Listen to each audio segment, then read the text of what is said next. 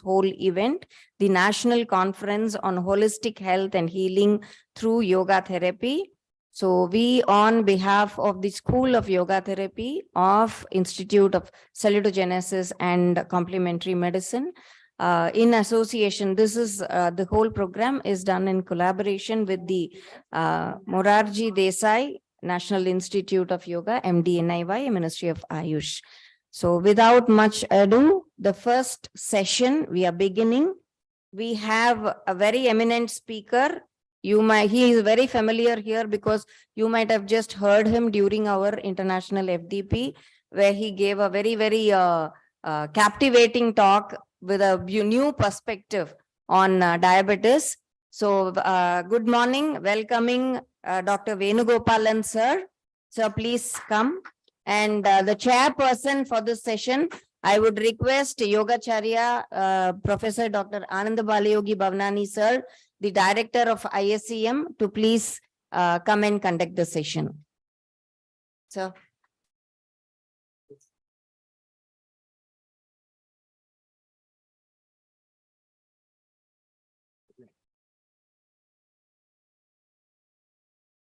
Take this opportunity. Take this opportunity to welcome Dr. Venugopal. Right.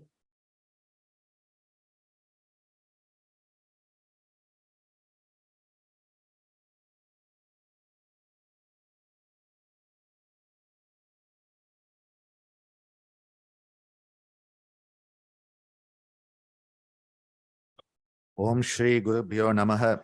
Hari Om. A very special morning that we are starting today, our national conference on holistic health and healing through yoga therapy. And it's my privilege to introduce our first speaker of this event this morning. It's always a difficult one to be the first speaker on the first day. The second difficult one is the speaker after lunch. These are the usual difficult positions. But just like the opening batsman had to struggle against the movement in the early 1 hour of a test match, I think we have the right opening batsman and Dr. V. Venugopal. I don't know whether you play cricket. Oh, opening batsman. Okay, fine. So my guess was good. He is currently Assistant Medical Officer and Lecturer 2 at Government Yoga and Naturopathy Medical College in Chennai. What is very special about him is that he trained in the Bachelor of Naturopathy and Yogic Science, has gone on then to specialize with MSc Yoga and then MSc in Diabetes, which he did in the UK, and then did his PhD. Now, you know, when you go through this type of rigorous academic training, you come out with a very rational, scientific, logical approach. And this is very much missing in modern yoga and yoga therapy, which is why I'm looking forward to listening to him, because his perspectives are definitely very enlightening. What I would like to say that at an early phase of his career, he's already had 55 scientific research publications in index journals. And his work that I have seen him present a few times is the type of work we want to see in the field of yoga and diabetes. Hence, we have taken the opportunity to have him down here with us. He was part of a very big project that the Indian Yoga Association conducted, a national program on Stop Diabetes Movement that SBV as one of the founding members of IYA took up when I was research director for the IYA. And I remember that beautiful project with a lot of outcomes that he has been part of. And his work in recent times, especially with the Dr. Mohan and his team at the Madras Diabetic Research Foundation, is something which is very special. So with this brief introduction, I'm now going to stand between you and our first speaker today. So over to you, Dr. Venugopal, and looking forward to listening to you.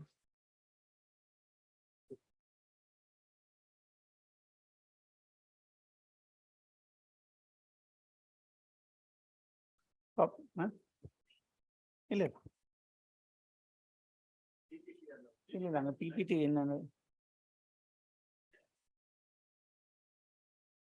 sir. Copy of ISCM.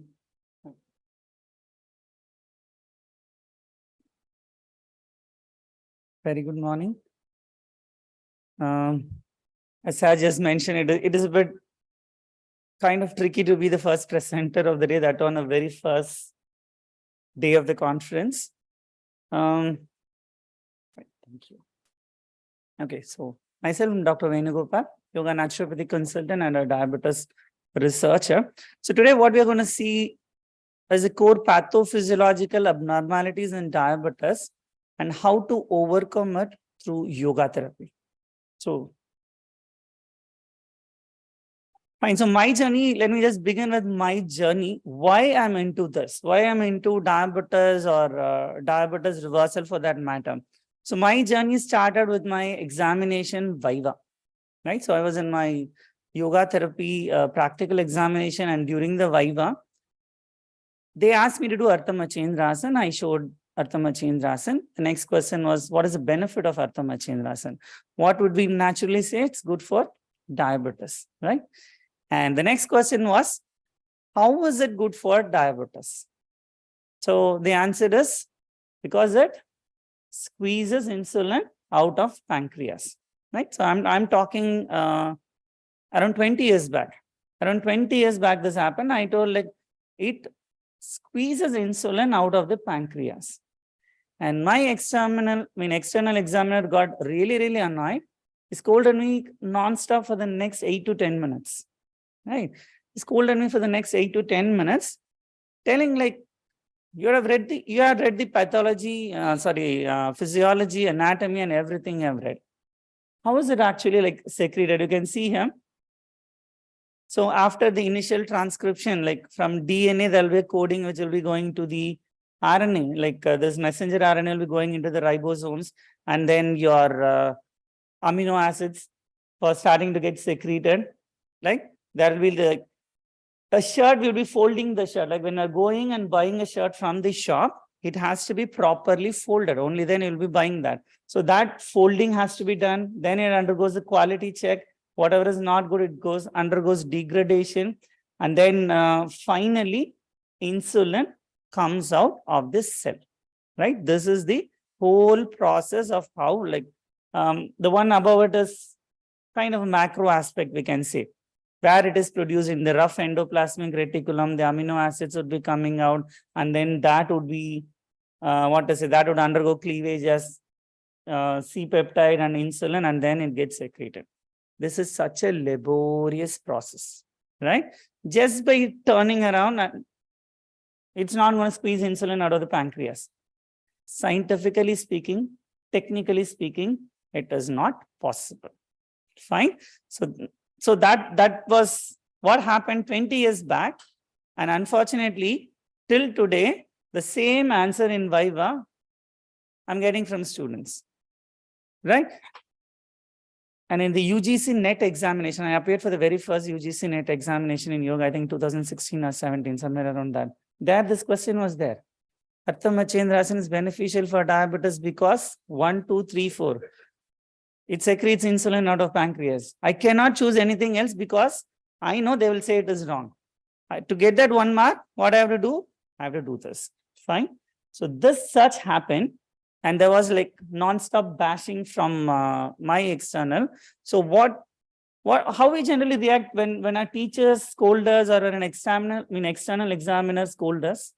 We get angry. We feel humiliated. We start to hate that faculty, right? But I met him in one of the Pune International Conference. I met the professor who gave me left and right 20 years back. I got his blessings and told like, sir, you are my diabetes guru. You started this journey. That humiliation was very much needed and essential for me. I went in search of how scientifically does Ardha Machendrasana work, how scientifically yoga works in the management of diabetes. Okay. So I went into the literature, right? So the next thing is I went into the literature. So the very first documented evidence on how yoga works in diabetes was in 1984. BK Sahai in one of the conference proceedings, and the RCT on diabetes and HbA1c came in the year 1992. Right? So this happened around 2003 to 2004. Between 1992, I couldn't find any papers, like any valid papers which spoke about the mechanism of action of how yoga works, how it works in diabetes or anything of that sort. Right? There was so much lack of evidence up until 2010.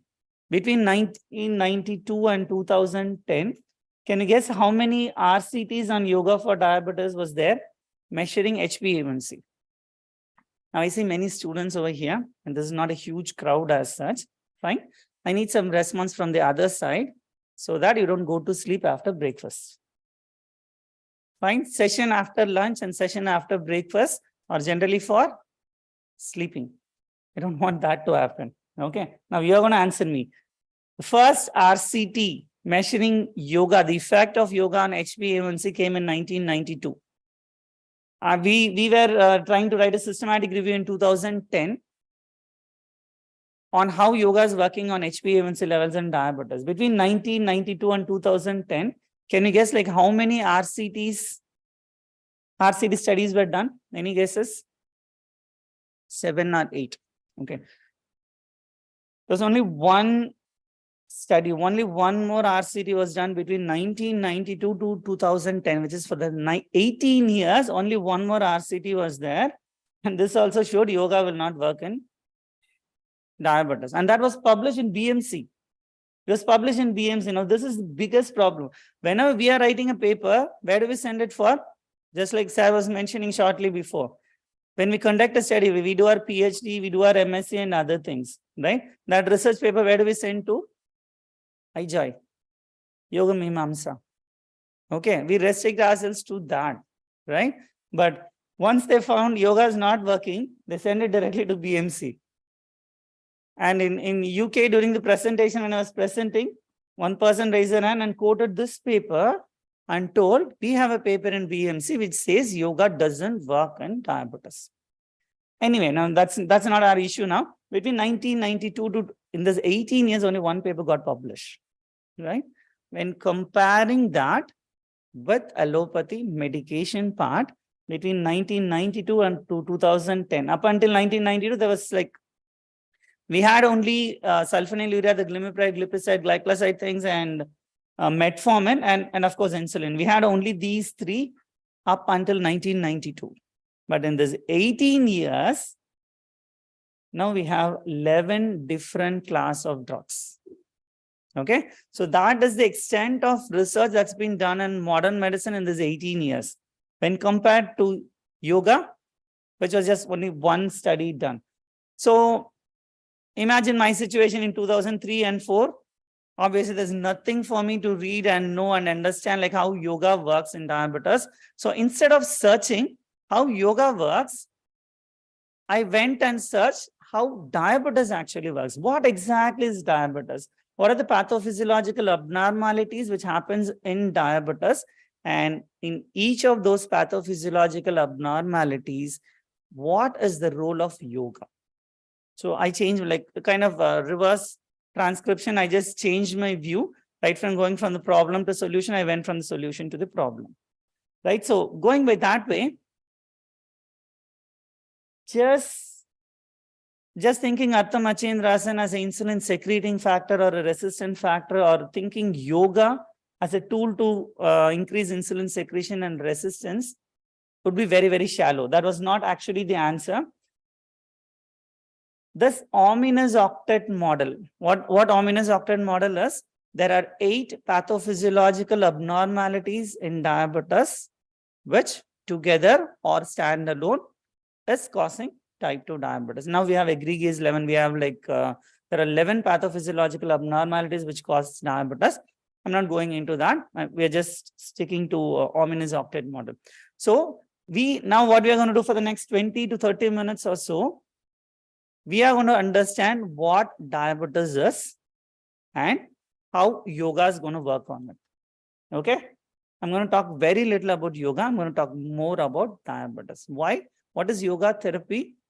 For yoga therapy, you should understand the disease first. It is not like how good you can do yoga or how long you can stand upside down. That's not yoga therapy. Yoga therapy is patient oriented, not the doctor or the therapist oriented. It's patient oriented. What patient needs for his or her condition, for that intensity, duration, all these things has to be taken into consideration, right? So this ominous octal model has got like 8 pathophysiological abnormalities, which also includes like insulin secretion, insulin resistance, glucagon secretion, liver insulin resistance, and so many other things, so on and so forth. We're just going to see 4 or 5 alone. I'm not going into all 8 because of the paucity of time, right? Now, first thing is beta cell dysfunction. Beta cell dysfunction doesn't mean insulin is not secreting. It has got 3 things in it. The first is the qualitative disorder. Second is the quantitative disorder. Third is the secretion timing. We'll go into each and everything as such. And there's something else called de-differentiation. Okay, beta cell de-differentiation. Now, like throughout the presentation, I'll be telling like very many stories and other things. Okay, just to keep you awake. And most of the stories are my own personal stories. Now, this de-differentiation, when I started with my PhD topic, I told I want to work on diabetes remission or diabetes reversal. And what they said is, in the ethical committee and the higher committees, what they told, diabetes cannot be reversed. Because once beta cells die, it is down and dusted. You cannot reverse it back or bring it back to life. I told like beta cells die only in type 1 diabetes, but in type 2 diabetes, they don't actually die. They are in a dormant state. They'll be coming back. But it was not approved or agreed. This was in 2015, I think, 14, 15, around that time. That's 8 years back. So there's something called de-differentiation. So I told like there's something called de-differentiation. What de-differentiation is? During an adverse condition, right? During an adverse condition, that is in diabetes, as excess sugar levels, right? At that point, what body does is it will stop the insulin secretion. It will momentarily, temporarily stop the insulin secretion so that the outside environment, it has to be conducive before it starts secreting insulin. Okay. If glucose level is more, what body should do? It should, logically, it should start secreting insulin, but body is doing the other way. Why? It's a protective mechanism. Just imagine, excess glucose is everywhere and insulin is getting secreted. It goes and opens up all the cells. What would happen to the cell? Free radical damage, oxidative stress, cells would start dying. So what body is doing is, as a protective mechanism, it is shutting down, it is closing all the doors of insulin secretion. Right? So it is closing all the insulin secretion and it is just sitting inside, just like how we are sitting inside our houses for COVID. COVID is not inside, COVID is outside. We did not go and fight the COVID outside. What we did? We were sitting inside till outside environment becomes normal. Okay. Now, insulin is there. Insulin is not secreting. Do you think our brain will allow the insulin to settle down? It's okay. I cannot secrete now. Brain will keep torturing the insulin beta cells to keep secreting insulin. So what nature does, one more thing, it undergoes de-differentiation. Beta cells will go back one stage and it will become stem cells. Or even worse, it can even become alpha cells and start secreting glucagon. So this process is called as de-differentiation. So this is one of the kind of latest finding you can say in type 2 diabetes, latest in the sense in the past 1 decade back, this came into light. So this de-differentiation is what is happening with diabetes. Okay, fine. Anyway, we are not going to de-differentiation. Okay. So here, going back to that same picture, right? So in this rough endoplasmic reticulum, we are having this proinsulin. From pre-proinsulin to proinsulin, then insulin comes out of the cell. These are the steps. Proinsulin is like a precursor. So that undergoes changes and becomes insulin. Fine, that's one thing. Here, this one, oxidative folding. When you're ironing your shirt or your dress, there will be that crease in the center. Fine. So that crease would ensure that you have actually properly ironed your shirt or not. Fine. The same thing will happen in the protein as well. Protein is nothing but like a mala of all the beads. All the amino acids would be like tied all together like a beads. That has to be folded in certain way so that it actually becomes insulin. Right. So for that, this is called as oxidative folding. Right? Oxidative folding. Why I'm stressing on that oxidative folding is because when there is oxidative stress, this folding will not be happening properly. Okay. So this is like kind of a 3D view of how actually that folding is happening. Okay. Now coming to the qualitative disorder. In type 2 diabetes, even in a normal individual, if you are checking their blood test, there will be insulin and also pro-insulin. But pro-insulin would be relatively lesser. Now, the problem with pro-insulin is that pro-insulin will go and sit in the chair, go and sit in the insulin receptors, and it will block that chair. So that when insulin comes, it cannot go and sit in those chairs. So what would insulin do? It will not sit on the cell wall. It will not allow the glucose to enter into the cell, and it will just move on. Okay. Pro-insulin, the efficiency of pro-insulin is very, very limited. So what happens in diabetes is this pro-insulin to insulin ratio gets increased. Okay. So the quality of insulin naturally comes down. So that's why it's called as qualitative disorder. And protein misfolding and resultant ER stress is one of the major problems in diabetes. Fine. So why this protein misfolding? Why that shirt is not properly folded? Why is that insulin not properly folded? It's because of oxidative stress. And also in gene expression as well, like PDX1 and MAFA binding, gene expression level, this oxidative stress plays a major role in that. Fine. And okay, if I ask you a question, will yoga be beneficial in overcoming beta cell dysfunction? What would be your answer? Directly, if I'm asking, you will say no or I don't know. Now I'm asking a question. Will yoga be beneficial in overcoming oxidative stress? Yes, right? So we know the underlying pathological abnormality here is oxidative stress. We don't know what pro-insulin is. We don't bother whether it is qualitative disorder or whatever. But we know yoga is beneficial in overcoming oxidative stress because we have n number of papers on that. All like kind of index publication and like diabetes care, this still stands out. Okay. So yoga is beneficial in overcoming oxidative stress. Thereby, it is beneficial in overcoming the qualitative disorder of beta cell dysfunction. Next is the secretion timing disorder. Right. Insulin is secreted in two ways. It is not like your glucose is coming up and you're pouring a glass of water all of a sudden and glucose level comes down. It happens in two phases. The first is the first phase insulin release.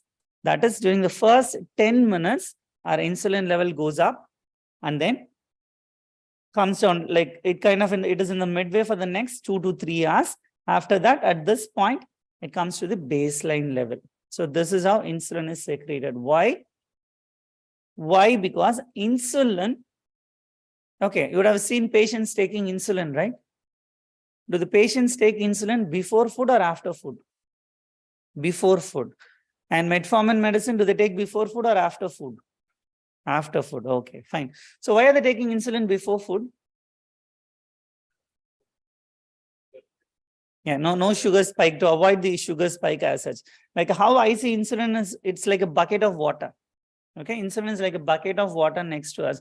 If there is small fire catching up, we can pour that bucket of water immediately and put out that fire before it enrages the whole house as such. Fine. When the whole house is on fire, your one bucket of water is of no use. When the fire is starting up, water has to be ready to put it out. Likewise, when you're eating, our glucose is a fire.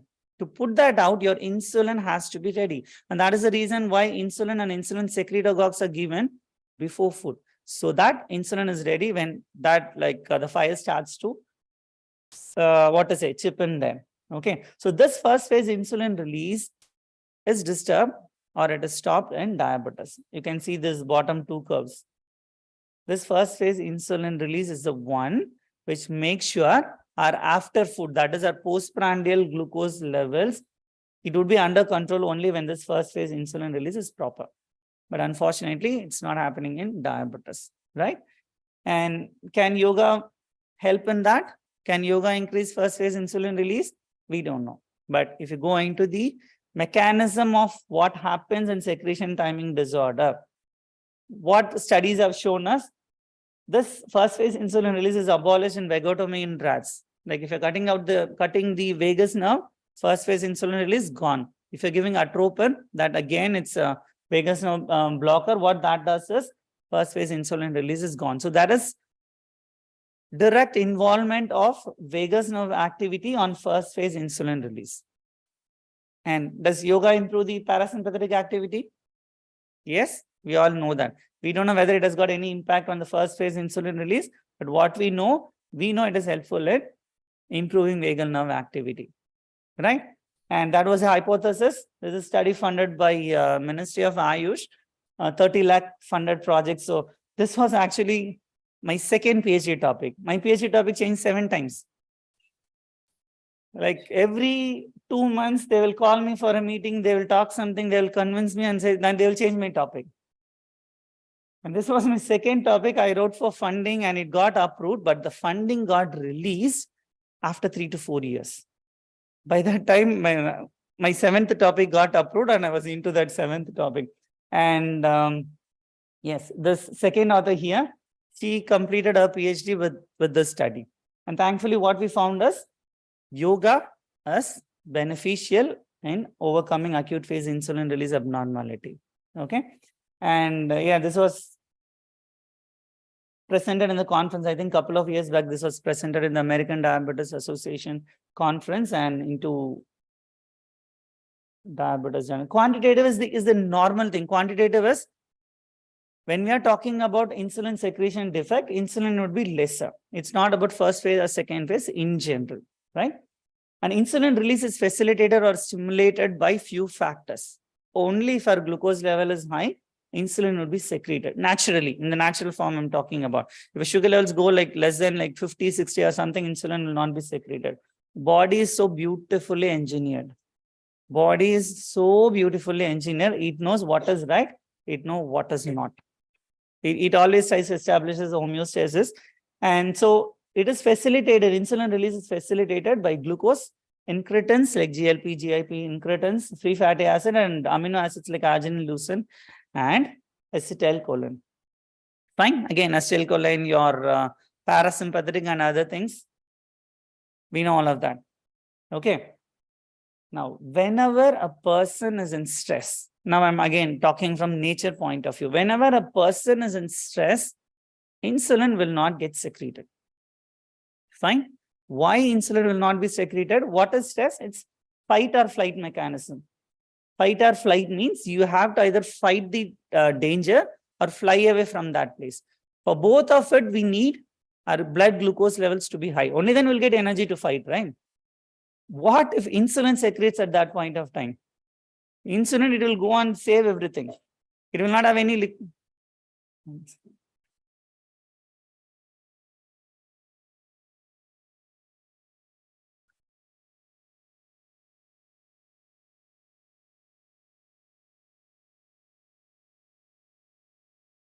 So during the time of stress, because of the fight or flight mechanism, so if insulin is getting secreted, what insulin tends to do, it saves everything. It will not have any liquid cash. It will put everything in fixed deposit and we will not have any money to spend. We will not have any energy to fight or fly away from that stressful situation. So naturally what happens over there, during the time of stress, our insulin secretion will be impaired. So one of the common triggers for insulin release is acetylcholine. That again, we know parasympathetic activation, vagal, we have tons of papers on that. Okay. So if we are looking at whether yoga can be beneficial in beta cell dysfunction or qualitative or secretion timing disorder, we might not be getting the direct answers. Once we enter into the pathophysiological abnormality of that particular disease, then we'll be able to get a holistic picture, right? So that is what we are actually aiming and targeting here, the holistic picture of what happens. Fine. So that is about the first defect of the ominous octet, which is the beta cell dysfunction. The second one is the glucagon. Okay. Now, glucagon, we know insulin secretion is required to bring down the glucose level. What the glucagon does is whenever there is hypoglycemia, this is the kind of protective hormone which just increases and it keeps our glucose level higher. So this is kind of, we can't say like hero villain picture, but you can, this is not a villain, proper villain as such. It has got its own benefit, but for diabetes, this is definitely a villain, right? So there was a study, GABA induces membrane. Now GABA has an impact on alpha cells and also on the beta cells, right? So it has got impact on both of it. And we have papers and we have studies which show like yoga is better than walking in improving GABA. Fine. We don't have any direct studies to show whether glucagon gets increased with yoga. We have done, we have actually written a proposal with Madras Diabetes Research Foundation for that. And there was also one paper, I think, a few years back, started with Ramachandra Medical College as well. But it is all under processing. Okay. And that was one interesting animal study. It was in 2012 or 13. That animal study, what the first authors were mentioning is, for a proper diabetes management, it is not only about increasing the insulin secretion, it also depends on reducing the glucagon secretion. It was an animal study and they were talking about type 1 diabetes. It's not even type 2 diabetes. They mentioned about type 1 diabetes. So glucagon, it is like a really powerful thing. Fine. And we have data on stop diabetes movement, as Sir was mentioning short while ago. So when I was working there as the assistant director of the stop diabetes movement, the problem again of story time, right? So we do the stop diabetes movement, diabetes awareness program across the country. So there was like one cohort of people, what we saw was, for few of the patients, blood glucose actually increased from the baseline levels. So these were like 10-day program. These are 10-day program. And we get their blood test done on day 1 and we motivate them. We talk about their diet. We talk about yoga, everything we do. On day 10, we used to happily give their pre-post blood test report. 9 out of 10 times, the blood glucose level reduced after 10 days. But that is 9 out of 10 times. This is the 10th time, right? We got so unlucky. A whole bunch of patients, all their blood glucose level increased. And we were like 8 to 10 of the staffs went there. And there were 150 patients there. We almost got attacked over there, right? So they were like so annoyed, so angry, my blood glucose increased. So we all like sat around after coming back to SVASA. We were sitting and looking at the data. We thought there might be some problem with the blood collection people or the way they tested or how long it took from the collection of the sample to the actual blood test being done, because there would be like the breakdown of glucose and other things happening inside. Is there anything of that sort?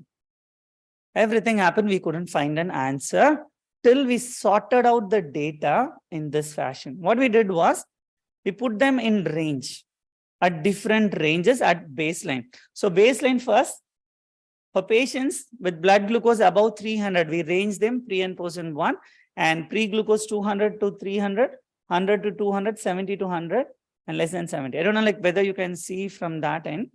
This far end is the difference percentage, right? For all those with blood glucose above 300, the reduction was highest. It was around like 29%. For those between 200 to 300, the reduction was slightly lower. It is around like 20%. Between 100 to 200, it even reduced. It was like minus 8%.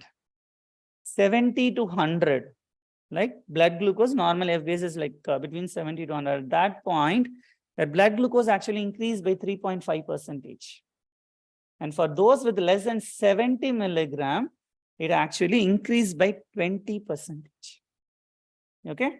Blood glucose level of these people actually increased by 20%.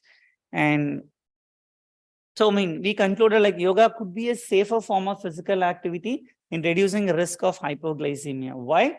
Because it acts on GABA. So in those patients who are at higher risk of hypoglycemia, this specific step might probably be helpful for them to prevent hypoglycemia. That was the hypothesis, and this is the correlation curve what we got, and this got published. Okay, and that again, one hypothesis emerged at that point of time.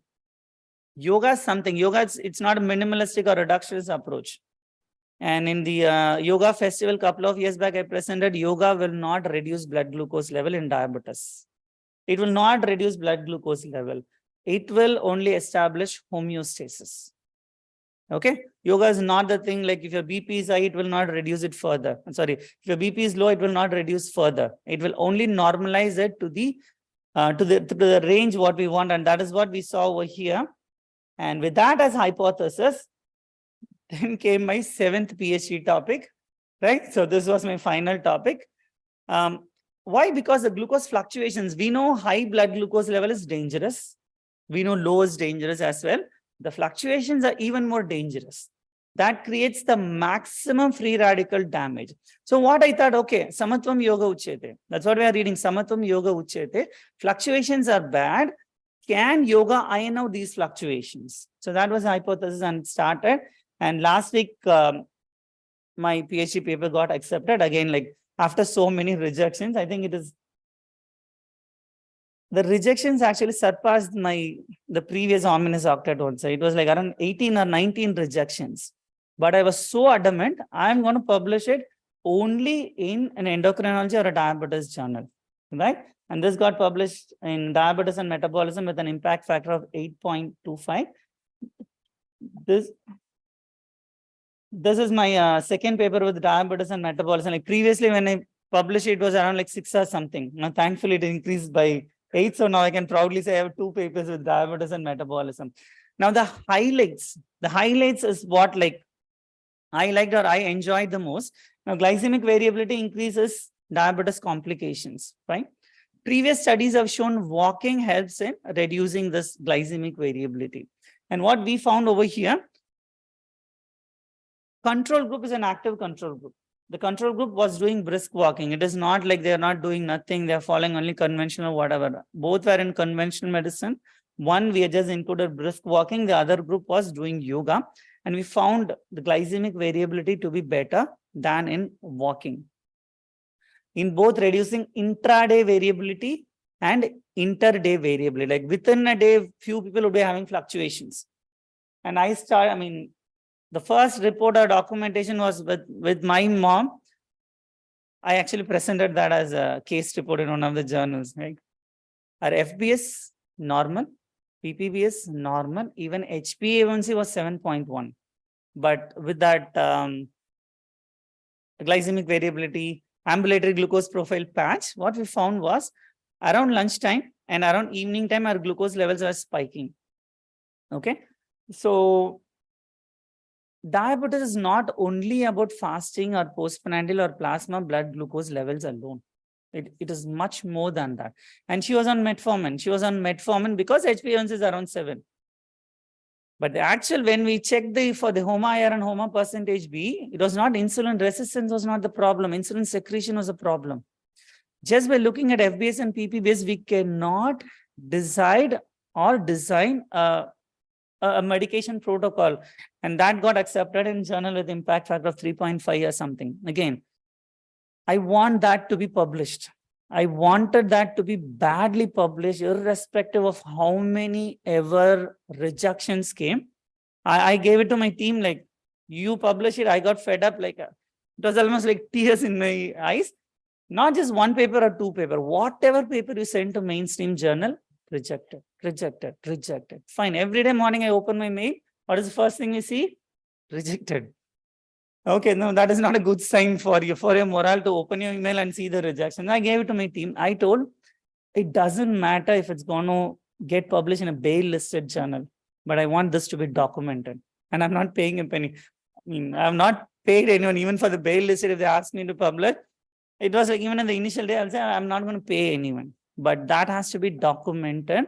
That and the title of that is moving beyond HbA1c in type 2 diabetes. That's something close to my heart, because for me, blood glucose level and diabetes are completely different thing. It is only a kind of a manifestation or a symptom of what exactly diabetes is. That's how I see. Like, people see it in different way. That's how I see.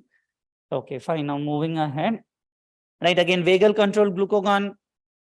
Glucagon has got a direct correlation on it. Okay, yeah, sorry. And now what the hypothesis was, whenever the blood glucose levels are in the hypoglycemic range, yoga might act on the glucagon, and thereby it might impact glucagon and thereby has an influence on it.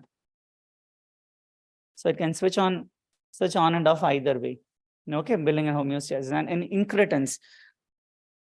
Incretin, close to my heart treatment, you can say, because insulin injection has to be given, at least one insulin injection has to be given to a diabetes patient every day. If not one, like 2 injections as such. But when it comes to GLP-1, we have this weekly ones exenatide, right? 1 injection for the whole week, you're fine. And now this is kind of a master regulator, because it increases insulin secretion, it reduces glucagon secretion, it overcomes insulin resistance, it helps in reducing body weight and your appetite and craving control, reducing gastric motility, everything. This fellow does everything, like all in one kind of role he does. And we have superhero vagus nerve. We all know yoga, parasympathetic arousal, vagus nerve. So vagus has got a direct impact on it, right? So that's been demonstrated. Like, the gene encoding GLP-1 has 3 sites. One is at the alpha cells, one is at the L cells where GLP-1 is getting secreted, and the nucleus tractus solitaris of hindbrain. Okay, so which is also the nucleus for vagus as well. And again, subdiaphragmatic vagotomy. Vagotomy completely abolishes like GLP-1 release, and hepatic branch, GIP induced GLP. GLP and GIP both are incretins. GLP-1 is more pronounced than GIP as far as management is concerned. And fine, let's not go into GI foods and other things. Insulin resistance, whenever there is a muscle contraction, we know that is going to overcome insulin resistance, right? In type 2 diabetes, insulin resistance is mostly for insulin dependent glucose uptake only. Fine. So AMPK mediated glucose uptake. Okay, glucose uptake can be stimulated via insulin independent pathways. There are a few pathways through which glucose uptake can be done in the cells in an insulin independent manner, right? Via glucose transporter 4 translocation. And again, we have other things as well to stimulate this. Hypoxia and nitric oxide, they are found to activate AMP pathway as well. Now, hypoxia in the sense it could be your Kapalbhati, it could be your external retention of what you're doing with your Nadi Shodhana, or nitric oxide with your Brahmari secretion. Your pranayamas might or would probably have a role in improving insulin resistance also. It's not just isometric contractions and yoga, or just the asana part is inducing that. Even your pranayamas would be beneficial. Okay, now this is Chaya et al. Another interesting paper from SBV. And inflammation. Yoga helps in reducing inflammation. We all know that. And diabetes is a chronic low-grade inflammatory disorder. And through various pathways, it is beneficial as well. Okay.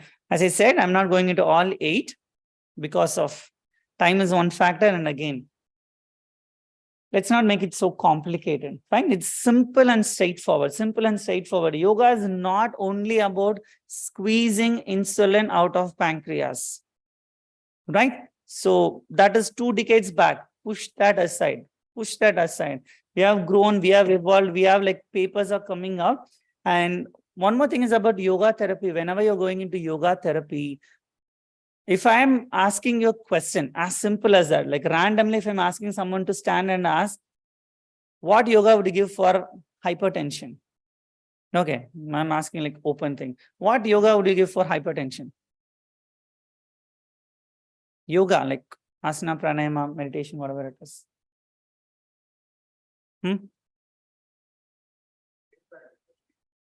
Cooling practice, Sheetali. What else? Relaxation. What else? Okay, fine. Right. Now this is one question. Second question, what practices will you give for diabetes? What asanas will you give for diabetes? No, I'm not asking for this Arthamachindrasan question. I'm not asking. No, not about Arthamachindrasan. What asanas will you give for diabetes? Charvangasana, Bhujangasana. Okay. Now the problem is, what I'm trying to drive home here is, when I tell the name of a disease, don't have a set numbers as such, like Dhanurasana is good, like Arthamachindrasana is good, like not relaxation. What pathophysiology are you going to address? What is your objective of treating that particular disease condition? Fine. Are you going to work on the oxidative stress? Are you going to work on the inflammation? Are you going to work on your, the cholesterol accumulation within the blood vessel? How are you going to manage your hypertension? What's your objective in that? It's not about reducing the numbers. It's not about, patients are not just numbers. Sorry, patients are not just numbers. It's not like how much your sugar level is, how much your BP number is. It's not about that. Go into the pathophysiology of it. Okay, get a deeper understanding of it before treating, because we have resources. Fine. So this is kind of the summary of all the 8 things what we saw. Now this is the paper which I was talking about, potential role of yoga in the management of ominous octet, adding a new facet to type 2 diabetes management and prevention. And it's kind of a once in a lifetime paper for me because of the co-authors mainly. So I have my mentor here, Dr. Ramesh Mahato sir. Without him, I'm nothing. I'm absolutely nothing. He taught me the ABCD of research after coming into SVASA. And Nagaratna Didi, Nagaratna ma'am, SVASA. Again, MBBS, MD, MRCP, FRCS after everything. And she is the lead yoga expert on that. Now, this combination you can never get in anyone. Like, at any point of time, if someone says like you have achieved this much, you have achieved that much in this age, this, that, everything, these are the people who remind me stay humble enough. Now they have achieved things like far-fetched imagination, such amazing personalities you can see here, like Nagaratna ma'am or Mohan sir. Dr. Mohan sir, he's like, I felt like I'm like an Ekalaiva. He hasn't seen me, he doesn't know me, but I love him so much for the work he has done, like 1,500 plus publications. Like, for any diabetes researcher who's aspiring to become a diabetes researcher, he's kind of the go-to person, and humble and down to earth. Humble and down to earth. And similarly, Dr. Anjana's daughter as well. So this is an amazing, all the like best of the East and the best of the West have combined together in this particular paper. Allopathy as well as the yoga personalities have merged together in this paper. And again, as I said, we have this egregious 11 model. 3 more pathophysiological abnormalities have been added. Immune dysregulation, low amylin, and gut microbiome. Yoga. Yogic diet is a part of yoga. Right? Yogic diet is a part of yoga. Yoga is not just asana, pranayama, and meditation. Fine. The moment you hit into the, because again, your egregious 11, the 11th one, your gut microbiome, that is directly influenced by your yogic diet. Whatever has been put in each and every yoga scripture of us has got a deeper ingrained meaning, which we'll not understand now. When I was studying, I didn't understand any of this. Okay, that's why I told Arthamachindrasan squeezes insulin out of pancreas. But after that, now first thing, if you want to excel in something, you should first believe it, right? You should believe it. But I think otherwise, if you want to excel in something, start disbelieving it first. Yoga, okay, yoga, fine. I did my BNYS, 5.5 years. I was into yoga, into naturopathy, everything. And yoga, I believed. But when I went to SVASA, people were like, yoga is this, yoga is that, yoga is God, yoga does everything, yoga this, that, everything. I got so angry. Why are you giving so much build-up for yoga? It is a physical activity. Along with that, you're doing a couple of pranayama and you're closing your eyes and say it is meditation.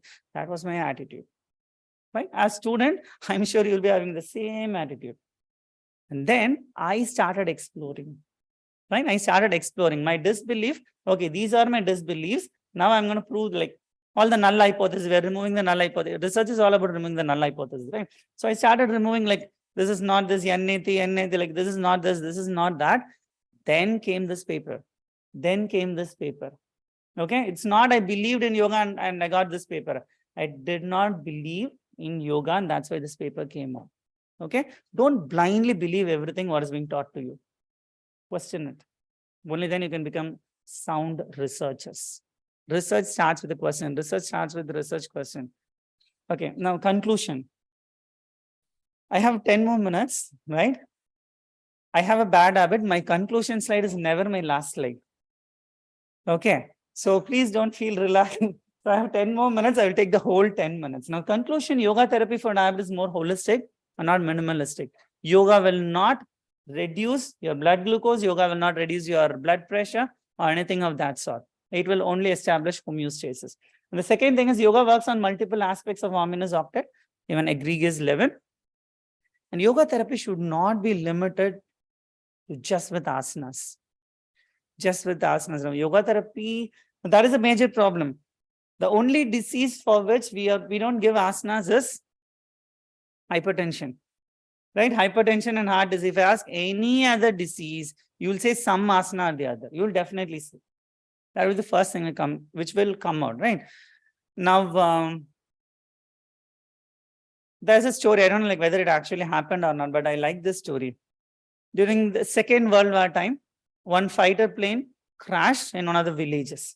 Okay, fighter jet crashed in one of the villages, and the villagers saw that. They saw all the doors were there in that, and people started migrating into that. They started living inside. Like few people made their homes because it has got door. It is safe. They were sitting inside that.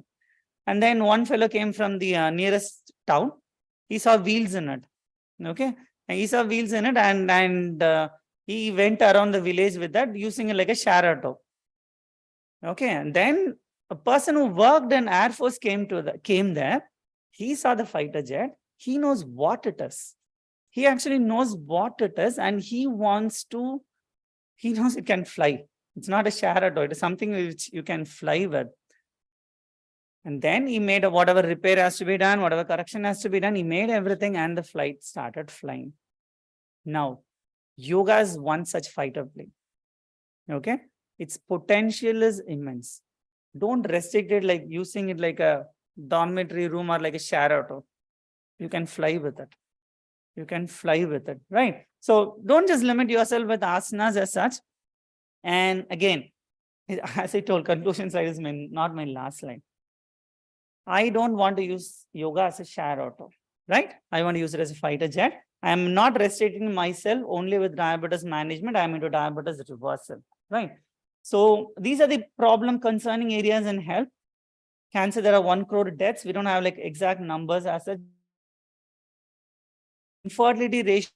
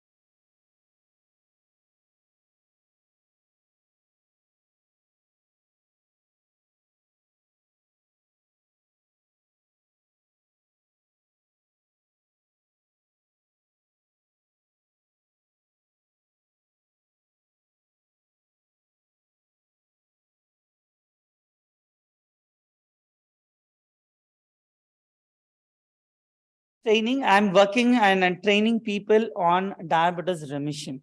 Okay. So I'm a diabetes remission coach. I'm certified with BizStart, right?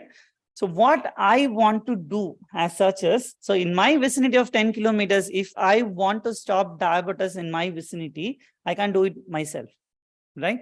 We need a workforce. Collaboration is the key. Collaboration is the key because 100 crore people, we cannot do it alone. Okay, so 100 crore people, we won't be able to do it alone, or we'll be able to manage alone. There has to be collaboration of the endocrinologists. There has to be collaboration of the doctors and yoga. Like we have the fighter plane with us. We need like yoga therapy and nutrition, dietitians. I'm in the process of making teams. I'm in the process of making collaborations between the teams. So that's what I was telling, like, during the introduction as such. This is what I want to talk about, how to integrate everything. The best part here, what we have is, we have medical college at one end. We have like yoga, school of complementary medicine, everything under one roof. Why can't we just train them to get integrated? Fine. Integration is the key. Collaboration is the key, because each and everyone have their own area of expertise as such. Only when we all combine together, we can enter into a greater cause as such. So process has started already, and looking forward for all your support in not just using yoga or yoga therapy as an asana or as a sharato alone. We are going to make it as a holistic thing. Okay. Thank you. Thank you so much.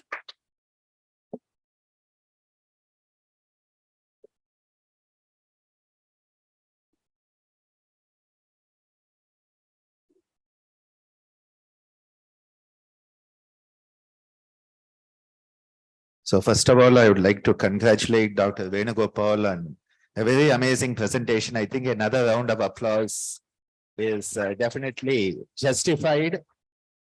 And what he's done is he's helped us to move out of that small area, which is Ardha Matsyendrasana, pressurizes your pancreas to produce more insulin.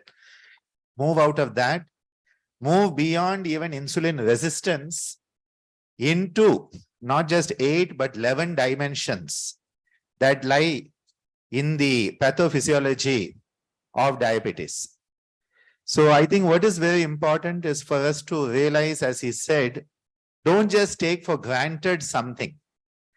And the moment you start to question, that is where your research comes. That's why it's called a research question. And again, eliminating the null hypothesis. I think this is a very beautiful practical example he's given us, and his heartfelt sharing of not just his successes, but the stepping stones to successes, which were those initial rejections. Because anybody who's tried to publish a paper in a decent journal knows the difficulty. You know how many months or years it takes, and the pain your heart has when you get those critical comments. But if you keep persevering, you come out this way. So I think this has been a very beautiful mind and heart and maybe pancreas opening session. Let's think of it that way. And looking forward to more such sessions. We are going to be going straight into the second session with Dr. Mathangi now. And Dr. Venugopal is with us. So over lunchtime, definitely catch him, get some more ideas if you want for your research. And I think your idea of taking it forward, I think we at ISCM will also see how we can collaborate on these type of activities, because we want to reach all those people who are not yet reached. So thank you so much. I request Madan Mohan sir to give away a memento of appreciation to Dr. Venugopal. As you know, Dr. Madan Mohan sir, please come, sir. Professor Madan Mohan sir is one of India's senior most physiologists and also one of India's senior most yoga acharyas today. Yes, sir.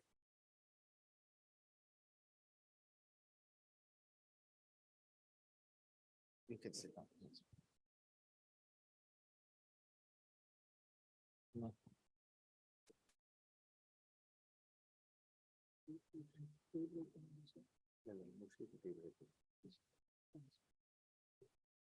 We are going to go into the second session right now. I'll let Dr. Meena introduce and take it forward. We have it being chaired by Professor Madan Mohanji.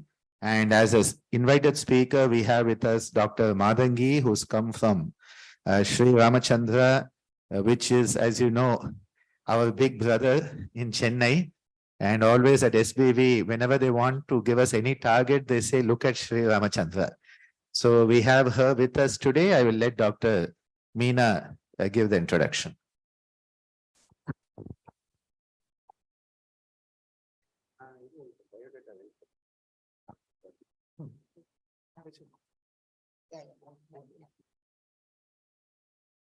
So such an honor to be introducing Dr. Mathangi ma'am, the professor and head of the Mind Body Medicine and Lifestyle Sciences, Sri Ramachandra Faculty of Allied Health Sciences, Chennai. And she's also the IQAC coordinator there. She's qualified like with so many degrees. I don't want to just read A, B, C, D, E, F, G, H up to Z. Okay, ma'am. And professional experience, she has more than 25 plus years. She's received the Young Scientist Award at national level and Young Women Scientist Award from Government of Tamil Nadu. And she's also received the she's trained by the MHRD under the Leadership for Academician program, Harvard University, and she's also a NAC assessor, and she has a patent, and she's delivered more than 170 invited talks.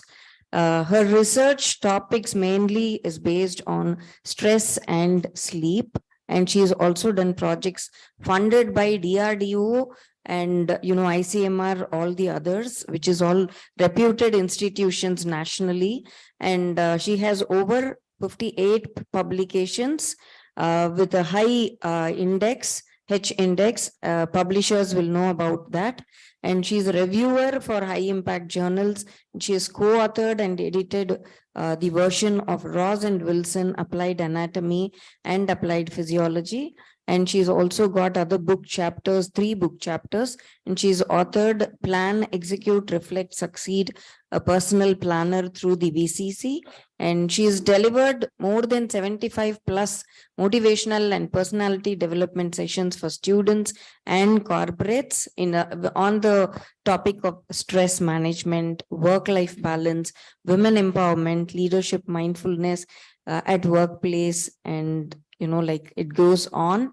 So without being in the middle, let me request Mathangi ma'am to please come and take over. And I request Dr. Meena to welcome Professor Mathangi to the dais and give her a bouquet at this time.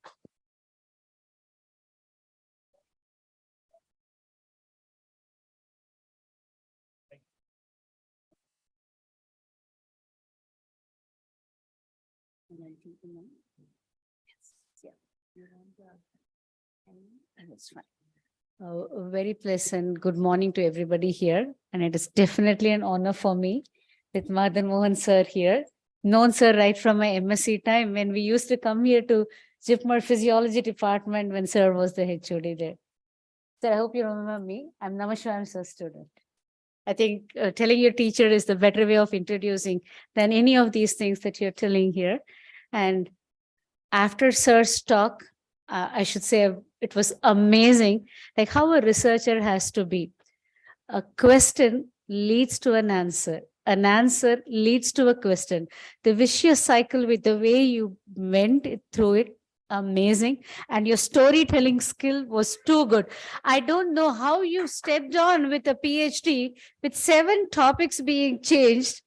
How did you keep your enthusiasm still with every search has been leading you on to multiple? I don't know whether you felt it as you were going down, but I just felt like every time you were finding out a beautiful answer rather than finding out new questions. Every question had an answer. I should say it was amazing. Now, from there to here, I don't know if I'll keep up your level, but this is not research. Okay, this, I'm just going to culminate what I have seen with multiple researchers who have done it. Like what I thought was, because it was more predominantly on students, a few are researchers. I'm just clubbing it. Hopefully I do a justice to my role. This holistic approach to mind-body wellness. I think I'm just not going to restrict to only yoga. I'm bringing it everything here so that we are able to understand it. So how I plan my session is, first, what is holistic wellness? And what are the pillars of wellness?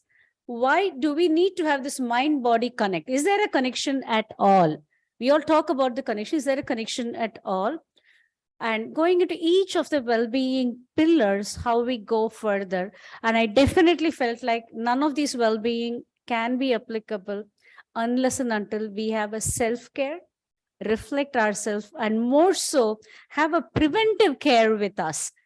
Okay, we all looking for all the other well-being aspect, leaving out on the self-care. So I just thought I'll touch on this. Probably this might be off the scientific tempo that sir has given. Little lighter before you go for your lunch. I'm sure this definition of health, all of us are familiar with, right? It's not just we're going into complete well-being, not just an absence of a disease. But I'm not going here, I'm going in for wellness. So if I'm going to say what is wellness, this is the best definition I thought sums up wellness, is the quality or the state of being in good health, especially as an actively sought goal, right? I think that should be there. When he said it, I was just thinking his mental wellness was amazing. Somebody else would have definitely dropped out, right? He had every time he was able to pursue one goal after another. I don't know whether guide was motivating. I hope guide was one. Guide didn't change, right? Guide didn't change. That is amazing, right? 7 topics, one guide, both of you amazing pair. That's what I felt. So probably when we call about the wellness, I'm sure this wheel would not be so readable from any place. You put any number of things that you consider in yourself as you are good. You are hale and healthy. It's just not the physical and mental, emotional. Keep putting everything. Occupy your professional wellness, your collegial or social wellness, your societal wellness, your environmental wellness. I think everything encompasses our wellness, right? I can be really good. My neighbor is totally spoiling my ambience. My wellness is shattered. So we need to look into all these aspects when we are looking out for wellness. And this is the definition I just thought will be really good, because I just thought I'll take it from Hippocrates himself. The natural healing force within each one of us is the greatest force in getting well. So you're not going to search for your wellness outside, search for your wellness within. I think this is what our yoga actually says, that you're going to connect your body and the mind. I think you find out where it is paining and you know what has to be addressed. I think that's what we say, right? When you're doing yoga, just don't do it. Appreciate the pain. Look at the pain, see how the pain is. Tomorrow, see how the pain is. Every day when you keep looking at it, you'll just see that the pain size or dimension is reducing. But unfortunately, if I'm going to do it as an aerobic exercise, I'm not going to get the benefit of yoga at all. I loved the way he said it, like a person with a blood sugar level of 300, it comes down, of a 700 goes up to 100. And the way he put it across, yoga is for homeostasis and not for correcting the numbers alone. I think that's what even Hippocrates said, like it is within you, you're going to correct it, right? So this interaction is the most powerful way towards all the pillars of wellness. So we'll go each one of it, how we'll go. I just wanted to take these 3 alone, just connecting Hippocrates into this mind-body medicine. Number 1, I think this is the only system of medicine where I felt like today, when you go to, and sorry, I'm sure there are allopathic doctors also, in the number of patients that every OPD has to see, the doctor, I don't even know whether they lift their head to see who the patient is, right? Sometimes when you see their face itself, you know so many things. The way they walked in, you get so many features of them. Somewhere down, are we missing out on our own ancient knowledge from our Ayurvedic medicine, where we say that you have to look into everything of a patient. It is all the things, the body, senses, mind, soul, everything you need to look into beautifully, I think, telling like you cannot read the number. First, the patient has to have the confidence that he is the right person who can give the answer to the problem within me. That confidence connect between the doctor and the patient is also equally important when I'm doing it. It's mentally getting connected with the physician as well. And now make the patient feel like you can correct if you want, right? I think that's more important than telling like, eat all these things, you'll get all right. But if the patient feels like, if I eat all these things, I will get all right, the way that he takes the medicine or follows the treatment that you're going to give is really, really very good. If I want my body to be corrected, I will only go in for looking for healthy nutrition, good physical activity, or probably I'll take some multivitamin or some supplemental micronutrients or anything. But if I want my mind to be okay, now here is where I go in for my meditation or mindfulness practice or some coping skills and other. But ideally speaking, my spirit should be highest. You can see a cancer patient, even in his final stage, is more cheerful than you and I who walk there. I think that spirit is very, very important. In the spirit, there are multiple ways where this part of research is actually something that I feel like we need to really, really work on. We'll be able to correct the other two as well, really well. Right from a simple aspect of forgiveness. I think this is there in all our religions as well. Would you like to say a sorry to somebody? Would you like to apologize to somebody? I think that's something really, at least before your last breath, please tell it. Okay, that sort of a thing. Let's think, why should I tell it at the last breath? Why can't I tell it today? Next time when I see him, I'm not going to be frowning. Because the minute my person whom I don't like comes in front of me, my BP is definitely going to shoot up. You can definitely note my breath goes up. Instead of that, I have let go of whatever you have done to me. Let's start it afresh. That's sort of a I'm not going to say like the person who forgives become big. I am forgiving because I want to be healthy, right? I want to be really, really free of that. And I believe in myself. Most important, believe in yourself. I think that's the best form of confidence that we can have as well. So if you're going to look into the wellness, this bubbles that I've given, it can be as many as possible, right? I've just given a few of them, which are the ones that I would probably be addressing now for this holistic wellness. If I want to achieve this holistic wellness, how I thought was the first thing, let's know what is my current status in this pillar of wellness. Only then I should know where I need to focus, or can I use the strength in this to build the other one, right? So let me know what are my strengths. I find out these are my strengths, these are my areas to strengthen. So now have I found out my goal or my areas, my pain points? Now I set a goal there, right? Probably I'll have to wake up early. That's all is my goal. Let's not have a bigger goal. Okay. 1 week I'm able to wake up early. What am I going to do waking up early? Why not I go for a walk? Okay. I'm interested in photography. Let me go to the beach here, take the sunrise. My passion is satisfied. As I'm going, I'm seeing so many people walking. I also get motivated and I start to walk. Just set the small, small goals and find out success in small, small goals. That makes us to the next one. We are going to adopt a very, very balanced lifestyle. So this balanced lifestyle is where we think that it is very, very, I'm doing at home, I'm doing at work, I'm doing at work with 10 hats, I'm doing all the roles properly. No.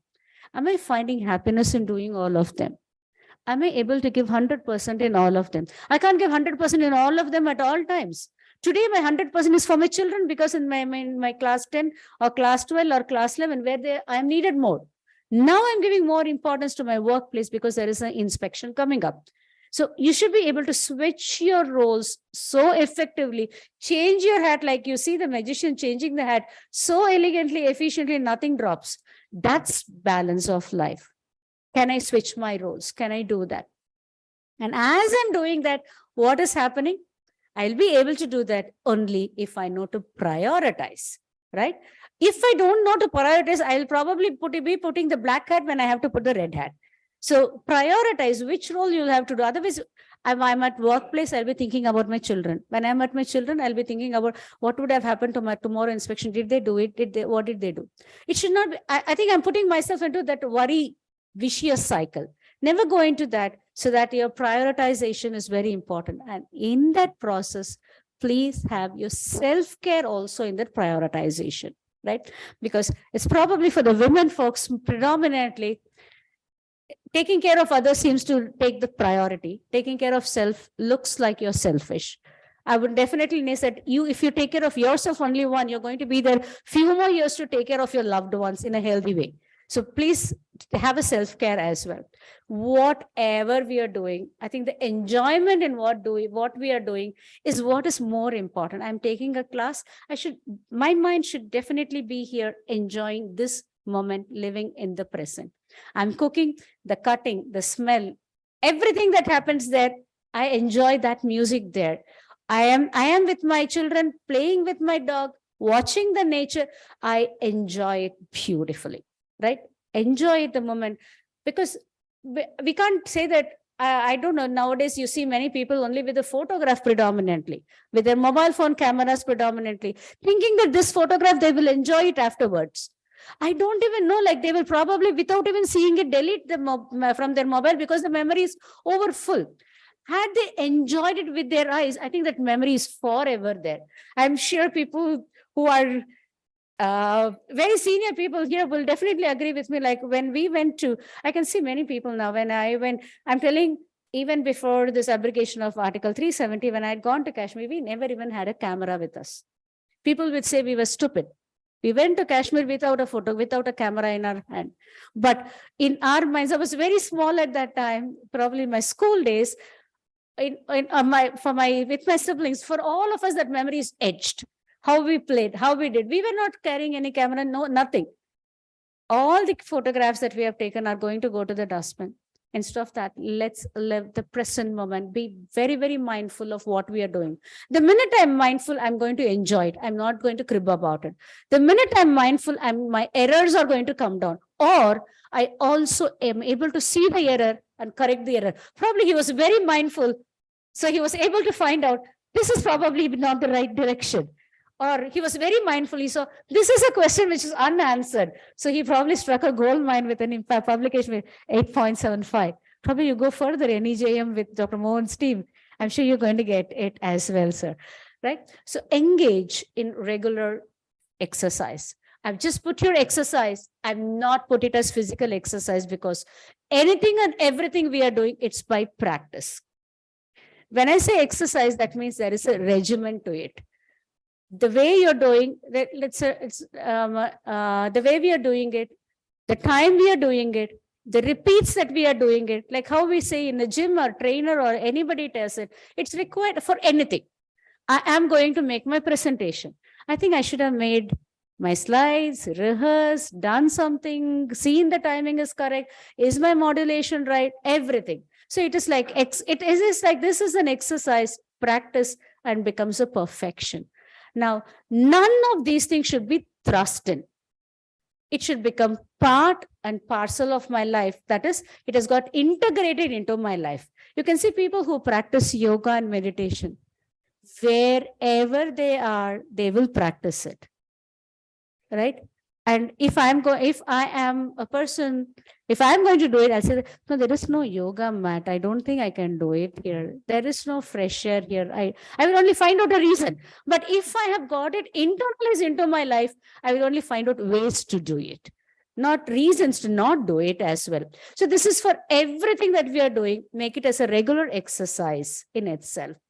Nourish your body. And this nourishment of body is not only through your mouth, it is nourishment through everything. I'm sure I'm sorry, my mind is not going away from the way you presented. It is just like how beautifully you put across the way he presented. It was a nourishment to the brain. Like I've never seen somebody who's passionate about diabetes, but with the acumen and knowledge in yoga, that's a beautiful marriage. Okay, the way you put it across made me feel like I've never seen somebody who practices yoga bring it into the scientific literature so well. If I'm going to do it, Let me think it. Now that is the nourishment to my brain.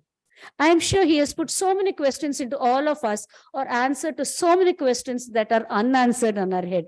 I should also think like that. How many of you felt that? At least a few hands went, right? Why did I not think like that? It was what came to me when you said it. Okay, I never thought like this. That was amazing. So that is a nourishment to my brain as well. So every part of my body has to be nourished, right? When I say nourished, that means equally, it means I should not malnourish it, right? What I'm eating, watch what you're eating. Again, when I say watch what you're eating, you're definitely going to practice a mindfulness. That means you're not going to overeat, right? You're not going to eat which is not suitable for you today or at that particular time, right? So take care of that as well. Next, foster a supportive relationship. I think he made an open arm, like I'm ready to collaborate, right? That's fostering supportive relationship is what is research, right? Like when I'm going to, like we always say, art is I and science is we. When I collaborate, I probably bring out the best of everything together and the outcome is amazing, right? I think that 8.75 paper is the collaboration of multiple minds coming together as well. That supportive relationship can come as a beautiful research paper. A supportive relationship with us in our colleagues, in our workplace. I'm sure this will be my definitely a second home as well. Okay, I'm not going to say, oh, it's Monday. I'm going to say, wow, it's Monday. Right? So we always look out for a second Saturday and Sunday. Wow, it's second Saturday. It happens right from the Friday morning. So tomorrow, it's Saturday. Tomorrow, my plan. For some people, they start to plan the second Saturday from Wednesday itself. Okay, because that says what is the workplace. But if I'm going to say, oh my God, next 2 days, it's not college. I have to come only on Monday. None of us say that, but that would be because if my workplace, I have such a beautiful supportive relationship. The same at work, at home. If I'm going to have a beautiful relationship at home with my in-laws, my spouse, my children, and it is not a one-way traffic, I'm not going to be overworked just because I am the lady of the house, right? Each person knows what their roles are. And with all these things, seeking a professional guidance would be the best one because each one of us are not a master of everything. We need help. I want a physical well-being. I want to go through exercise. You have somebody. I want to go through Zumba. I have somebody. I want to go through dance. You have somebody. I want to go through yoga. I'm sure you have your salutogenesis department. You know where to go. Go to the right place. So go seek the professional help. And they should be the right experts at whom you're going. With all these things that you're doing, the most important thing is you did it. What did you feel after doing it? I think we need to self-reflect on it always. The self-reflection is not done at 31st of December or the 1st of January. It is done at the end of every day or at the beginning of every day, whichever you think is the prayerful moment for you to do, right? So please practice that self-reflection. I am sure I definitely didn't take any points from what you did. Whatever he said, I just felt like I should self-reflect on it because I am into this yoga stream just in this last 3 years. Otherwise, I'm fully into physiology kind of research where yoga was not a part of it itself. I just thought that I could attend to your thing in way like how you have to make a question. So can I take it like that? That self-reflection has to be a part and parcel of our life, whatever we do. Let's take, I've tried something new today. I've started to practice something new today. Practice it and see how you have felt. I just gave you a small example. Wake up early. Probably end of the day itself, you will see that how much you have woken up early, you felt so much of time available for you. You didn't hurry up. You were on time. You didn't miss the bus. You just went on your bike on the road without scolding anybody, and the road was also free. Everything, all signals seems to be green, green, green. Everything happens just because you woke up 10 minutes early. So you get the reward of waking up early just on the same day. So time is the best one to self-reflect where you see the reward on the same day. But for other things, let's say today I did my exercise. Today, how many of you went to the beach to do yoga today? How many of you went for the first time to go to yoga today? Okay, I got happy. These 3 kids who have put their hands first time, will you do it tomorrow? At least go to the beach tomorrow at the same time that you went today. Okay, so yeah, so this doesn't, today doing yoga was nice, but you do it the whole of 1 week, you will definitely start to feel like it seems to be nice. You do it 1 month, you will see it is nice. Because you might not feel you have lost your weight, but you will feel like you climbed the first flight of stair, third flight of stair without breathlessness. You start to reflect on it like that. So when we do all these things, what has happened is we have become healthy without even going for any therapies. But if we require any therapies, please go for a therapy which is more holistic. It's not just one which works. When I say holistic, don't go to the allopathic doctor, go to Ayurveda doctor, go and go to somebody, take all the medicine. That's not holistic medicine. Take a medicine which is going to act on you in a holistic manner, not just correct the numbers alone. Okay. And with all these things, what you have done is you have created your own healthy environment within. But please invest on creating a healthy environment outside as well. Right? That means when I say outside, I'm not going to go to the 5th of June or the the World Environment Day. I'll say that you are there, that place should be exuberant. The minute you are there, oh, he's coming. That should not be the, oh God, he's coming. That should be the one that we have to create. Like you come in, you brought that ambience there. So when we bring all these things, we have got that holistic wellness. Okay, this is more of a motivational class. Sorry for that. I'm sure all of you have seen this wheel of life. I've just made this. I would have definitely put a pizza here, but I made it into an 8 sector, right? You make it into 16 sectors also, right? And put each sector, I have put 0 in the center of, and to the periphery, I made it as 10. Find out where you are, right? I've just given a number for each of these that I have put. For now, what is important for us? I've given a number for each one, and I've made my own wheel. Is this wheel going to propel me? Definitely not. This is not going to propel me. It's going to be a hindrance in my growth. As much my diameter of my wheel is bigger, I move faster as well. So make yourself go as much as possible to the periphery, at least if not 10, that 9 in each of the holistic wellness, which you have found is your pillar for wellness, right? So for that, please set a goal. A goal is something which you want to do it. Nobody is thrusting on you.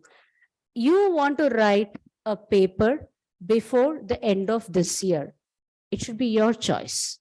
You want that paper to be published, not in iJoy, but you want to publish it in some of the indexed Scopus or Web of Science journal, which is going to be read by even by the allopathic practitioners. That is your goal, because you want your research to be read by everybody, right? Make the goal bigger, right? Like I always say, like, if somebody tells to me, like, I want to reduce my weight by 10 kgs. Okay. Why do you want to reduce your weight by 10 kg? You should have an answer for it, right? No, if I reduce my weight by 10 kg, I could probably fit into my wedding dress. Beautiful. Okay, very good. Why is that wedding dress so important? I was actually my best in that dress. I want to again get into that dress, right? What will that mean to you if you get into that dress? I will relive that younger life. What will that mean to you if you're going to relive that younger life? I think if I want, I can achieve whatever I want. That's your goal, right? It's not the 10 kg that means. What will the 10 kg loss of weight mean to you? Make it as big as possible so that you are able to now, if you reduce weight by 10 kg, you can get into your wedding dress. Weighing scale giving less than -10, I'm sure it is a smile on all our face year to year. Okay, I'm going to be much more fitter. Probably my spouse will be a little more happier looking at me, right? I can keep building on all those things. Has my small goal, 10 kg, become a big goal? Now will I want to achieve it? Now make it achieving it. How am I going to reduce my weight? 10 kg is the number, but how? By walk, by running, by cycling, what duration? when you're going to do it, how you're going to do it, with whom you're going to do it, have everything, make it specific. Now I made it measurable, which is 10 kg, and I've also given it by the end of 6 months. I've given a timeline. Is it achievable 10 kg in 6 months? Easily achievable. It is achievable. It is definitely relevant for me at this age. If I'm going to say reducing 10 kg, it is really amazing. And then it is timed well as well. So now when any goal that we are going to, I just took weight, okay, because that's my goal. So take a goal, but no, don't take a goal which is overwhelming. I'm sure sir has gone step by step. And when you put that last one as 8.76 from a bail list to an index journal to a Scopus journal, which an impact factor of 3 to an impact factor of 8. I think that should be the gradual, which should be achievable. I can't think that my first paper should be in Lancet or Nature. I think that is overwhelming. I have to wait till I'm 60 to put everything and make it there, right? Hardly a few of us are at that level. I'm sure some would definitely be, some young minds are here. But when we are taking health, we depend a lot on drugs, be it in any drugs. We depend a lot on the surgery, a lot. But where we leave off is the self-care. This is the most important limb, which is in our hand. Let's not leave it. Because when we take holistic wellness, that is the strongest leg. Take care of that leg as much as possible and find out how good your mind is. For all of us, some things are energizers and some things are de-energizers. How much do you know what all are your energizers? What are your energizers? At least can at least 5 comes to your mind? For me, I can put anything that is sweet, anything that is funny, anything that is dog, anything that is nature. I can put I sleep well. Do you have anything like that for you, energizers? Yes? Music. Okay, you are in the right department then. Okay, music, right? Each one of us have energized. And again, if you take music, I want a music to pep me up. I want a music to soothe me. I want a music to put me to sleep. I want my music to give me the solace. I can have my own playlist for each one, right? Each one of us should know us first. What are my energizers? What are my drainers? I'll have to know that first. And every time the problem for us is these ants. I will put these there. I specifically put them as black ants only. You've seen the black ants when it holds you? It never leaves you, right? Probably even if it leaves, its teeth is in your hand itself. Only the thorax and the abdomen thorax goes off. Its head part is still with you only. These automatic negative thoughts are something which is spoiling this place for us. I think this is the most important place for us. We are failing to keep this as healthy as possible. That's why a patient in the bed is more cheerful than you who have come there to tell him like you will get well, right? So keep this really, really as positive as possible. Try to avoid this automatic negative thoughts because they are not the ones which are going to keep you healthy at all, mentally first. Because every negative thought keeps going into the vicious cycle, which is definitely going to suck you. Change this negative thought to a positive thought. It becomes a virtuous cycle spiraling you upwards. What is your thought? Is it the automatic negative thoughts, or do you see the positive thing in it? Vicious cycle or virtuous cycle? It is up to you to take down, spiraling downwards or spiraling upwards, because our thoughts becomes our emotions and our emotions becomes our behavior. And all our now, most of our conditions, our diseases are starting from here. I feel I cannot control sweets. I feel I cannot do exercise. Now, this place starts to think that, yes, I can go with one helping, one serving alone. Again, it's here. I'm controlling my sugar. Again, it's here. I can't do 10 Surya Namaskar, but I will at least try 5. Again, it is here. So please take care of your thoughts. Keep that place as healthy as possible. And as much as possible, be mindful. Can we just see if you're all mindful? because I'm just going a little on monotony, little mindful. Can you all be with me? Right? It's something that I saw with my colleague who does it, and I just felt like it is amazing, right? Head, shoulder, which is your knee? Bend down. Knee, toe, go down for that. Toe, okay? All of you know the parts of the body? Okay. Close your eyes, because I don't want to see each one who is making the mistake. Close your eyes, but just listen, right? Head, toe, knee, shoulder, shoulder, head, knee, shoulder, toe, head, head. Beautiful, thank you. Okay, I'll see the other way around after some time, okay? So now what we are doing, it is like we are just being in the present. Being in the present is an amazing feeling. How many of you here? You're here physically, mentally? And how many of you are thinking what is there at the other place? When will they serve the tea? Thank you. There was one truthful person here. Okay, Rumanarma, we have been sitting. Will they ever serve the tea? Right?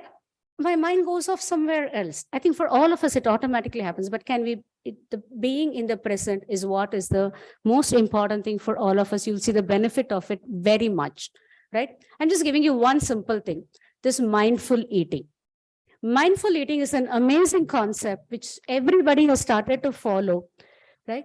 Now, there are scientific articles which have come into this mindful eating, clearly showing like how mindful eating could just be a simple practice, which can be a successful treatment for obesity. Now, when I say mindful eating, you're not just going to see like, I'm going to eat one chapati, one bowl of vegetables, one bowl of fruits like that. No, you're going to enjoy what you're eating. We always say like, this research has also been done. There are articles which say that people who are dieting, how many of you have gone for diet? Tried dieting? None of you have tried dieting. You have tried dieting? Okay. Successful with dieting? No, because I am dieting. My spouse is not dieting. But I love to cook for him, right? That aroma, that taste. He is eating and I can't eat it. If I reduce that 10 kg, I can also eat. Enough. All the secretion that would have come, if you had taken it, is already there in you, right? So that mindful eating is mindfully let go of these things which you feel it is not required as well, right? It is conscious decision that you're taking. And when we say mindful eating, you're not eating it just through your hand to mouth, through your eyes, through your ears, through the fingers, through your lips. Every senses is satiated. And you'll just see that what a cup of Lay's chips, I don't think none of us can share it with anybody. Already the bag is half air, right? The remaining half, if somebody takes me, no, it's mine, right? Irrespective of the age, right? But practice mindful eating. Hopefully some other time we can have it as well. This mindful eating, that one chips, you will take 10 minutes to eat. And you will feel satiated. You will not even want to take the next chips at all, right? This mindful eating has been really, really good. And as I'm doing this mindful eating, mindfully try to diet swap. I love these things. And every time what I love, I want it fried. I want it spiced. I want it to be floating in oil, right? Is it that vegetable or is it all those things that we are adding to it that we are talking about? Right? Now, can we swap that diet? Something that has the equivalent, but it is still healthy, right? Make it like that. I love milk. I love curd. I love this. I love that. But with the minute it becomes like a paneer or something, they say that it is better. So I'm just swapping what I want into a different format, which is not that bad for my body. Slowly, this also I can change. I love sweets like anything. Can I swap it? Yes. From that chocolate, can I make it into a fruit? From that fruit, big fruit, let's take now it's a mango season. That mango season, I love one mango. Instead of one chocolate, I take one mango. From that mango, can I make it to one raisin? Can you see the diet swapping that is happening? My sweet is what I'm looking out for. The sense of pleasure is sweet, but this diet swapping has made my calorie because of sweet reduced. Try to make it as mindfully as possible, which also helps in. This is the scientific article which clearly shows how mindfulness helps us in reducing obesity. This was an article done in a diabetic population as well. The next one is the walking. As much as possible, even if you're going to talk to your students, talk to your teachers, please walk and talk. Probably really helps us. If you're talking to your loved one over phone, please don't sit on a couch with a child or Lays chips and then eat. Time, you don't know how long it goes, how many Lays chips packet you have opened. Instead of that, take that Lays chips packet, go, or take the mobile phone without the Lays chips, walk on the terrace and you talk. You don't know how many steps that you have taken as well. Right? As much as possible, start maximum amount that you can talk. Start it in small level, what you can do for a day. At least one step. I will not use lift in my college. One step. Okay. Then you start like, even if it is multiple floors, I will go. One flight, I will go by stair. Next, 3 flight, I will go by stair. By the time I think your capacity goes in, slowly keep making it go one by one. Once in a day to my workplace, I will come by cycle. Okay, slowly change it. I will go for Sunday cycling to the beach. Keep making it one by one added so that it becomes an everyday habit into your life in itself. Bring it from nothing, 0 to 1 to 10 to 100. Gradually keep increasing so that like, even if somebody asks you, can we walk? Can we walk to the beach? Instead of taking a cab to the beach. How many of you go to the gym here? Nobody goes to the gym, only one boy. How do you go to the gym? To cycling. How do you go to the gym, sir? Bike, right? Going to the gym by bike, going to the gym by cycle. That is it. You've decided to reduce your weight, then why not go by walk or a cycle? Why do you go by bike? I think environment friendly, energy lost as well. Like that, you go step by step, as much as possible. Enjoy each one of it, being with the nature, like doing yoga on the terrace, doing yoga in your lawn. I'm sure it's not only just fresh air, it is much more than that as well. I always say, like anybody who says that I cannot wake up early. No, wake up early only to take one good pic of what you see outside your bedroom and send it to me. After that, you go and sleep. Right? Just for that alone, they do it. And after you wake up at that 5 o'clock, you can't get the sleep again, unless and until it is a Sunday, right? Your sleep is broken. You wake up. Something like that, just innovate that. You will just find that it is really good. I'm sure many of you have heard of this Shinrin Yoko. Shinrin Yoko is that something like Japanese have started to say that no mobile phone, no photography, nothing allowed, but you just have to walk barefoot in the forest. It is just being with the nature, enjoying the breeze, walking around along in the nature. This is a thing people are going in for stress relief. Just this Nordic walk, the image that I put, I think the posture is very important. This Nordic walk, probably earlier, no, we used to see our Tata walking with a walking stick. I think that didn't make him crouch at all. Have a nature-based walking and other activities as well. Whenever we do exercise, I am going only to the last one, make the right activity. It is fit. The frequency with which you do, the intensity with which you do, the time that you do, the training that you're having it, and the type of activity that you're doing it. Take it as appropriately as possible. Prioritize it and remember to do it every day, whatever activity that you have taken or whatever you decided to every alternate day, please take it like that. Okay, and include it, and you will just find that it is amazing. One day in a month, make it as a challenge for yourself. You will surprise yourself, like first month it would have been difficult. A hill run would have been difficult. 3 months into the same training, you will be able to run the hill as well. So one day in a week, try to challenge yourself. Remember, exercise is non-negotiable for your wellness. Okay, do whatever you want, be it gardening, walking, dancing, everything at home that you're doing by yourself is equal to your physical activity. Just leaving this. I'm sure each one of it, WHO has also given us a guideline, how much steps you can do or how much you can do, what you can do for each age they have given. I've just taken this for an adult alone. This is my passion. It's sleep. How well you have slept says how beautiful you are going to be when you're awake. How well your day was, so beautifully you will have a sleep as well. So I'm not going to say it's a chicken or the egg. Let's say sleep well, tomorrow will be amazing. If tomorrow is amazing, you'll sleep well day after tomorrow night. Okay, we'll start with sleep. We'll not start with a work. Sleep really, really well. Not just the duration of sleep, but how good the depth that you went to sleep. Sometimes, how many of you have slept in a class and you felt like it was the best sleep that you've ever got? Okay, I'm seeing only teachers putting up the hand. Students aren't putting up the hand, right? You'd have felt that the teacher was the best one. Even the AC did not give you that sleep, right? So the depth of the sleep is what is important. That power nap, that short nap at least is good. But this night time sleep is very, very important. So please, the first thing that you see before you go to your sleep, let it be really something really very pleasant. Or the last thing that you see before you go to sleep, let it be very, very pleasant one. Definitely not your mobile phone, not your TV, not your subject book, right? Again, when you wake up, again, none of these three when you wake up. Okay, probably the best thing we used to say before and all when we wake up, the palm, like telling the shloka Karagre Vasate Lakshmi like that.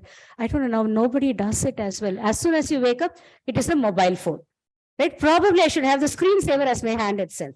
Right? So follow these 10 commandments, which the World Sleep Society has given for the best sleep as well.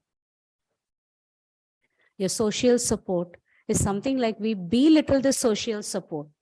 Our emotional support is from our people to whom we belong to. We also get so much information from them as well. I'm not telling those rumors. I'm telling good information.